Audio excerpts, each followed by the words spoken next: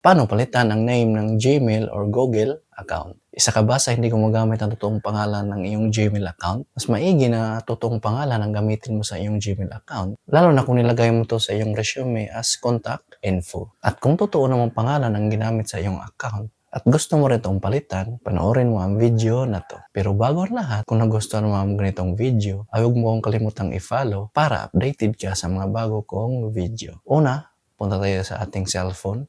Okay, kung nasa cellphone na tayo, ang kailangan natin gawin ay pumunta tayo sa settings ng ating cellphone. Then, hanapin natin yung Google. So, scroll up lang natin.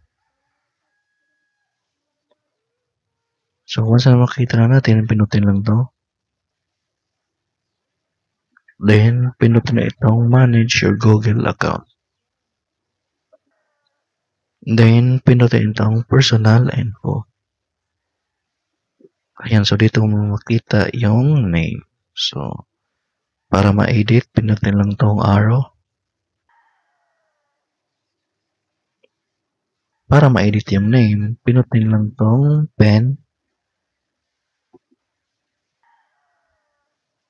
Ayan, so papalitan natin yung first name. Gagawin ko dito ay palitan natin ng Brian.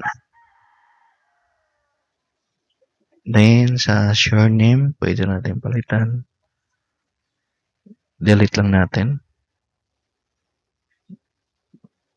Then, lagay ko dito, size. Then, pagkatapos, pinutin lang tong save.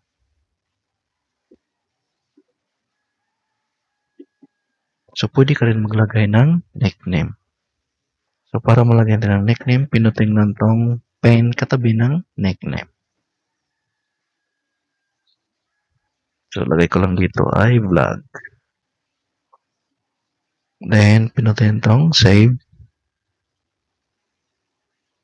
So, meron na tayong name tsaka nickname. So, siguro lang pala paano baguhin ang pangalan sa ating Gmail or Google account.